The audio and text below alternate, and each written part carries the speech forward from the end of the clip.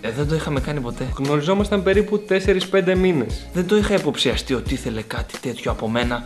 Ότι με βλέπει με αυτόν τον τρόπο. Το ήθελα από την πρώτη στιγμή που τον είδα. Αλλά ντρεπόμουν να τον κοιτάξω στα μάτια και να του το πω. Παρατήρησα στη γλώσσα του σώματος του ότι κάτι θέλει από μένα. Το είχα παίξει και μόνος μου, αλλά σίγουρα η εμπειρία θα ήταν πιο έντονη αν το έπαιζα και με κάποιον άλλον. Δεν το είχα ξανακάνει ποτέ, είναι η αλήθεια.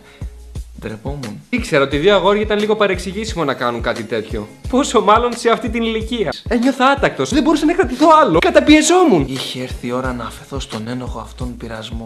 Ήταν πια αναπόφευκτο. Άρχισα να κατεβάζω το δάχτυλό μου και καθώς πίεζα το κουμπί του αργά-αργά, του είπα. Θες να παίξεις με διπλό Lego Hobbit?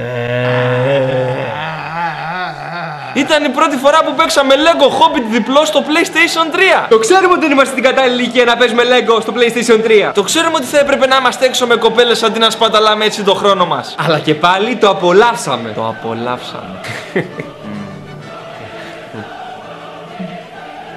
Φιλαράκι, μήπως μπορείς να κάνεις ένα κλικ στις διαφημίσεις να πάρω μια κασερόπιτα? Σε ευχαριστώ πολύ ρε Αλάνη.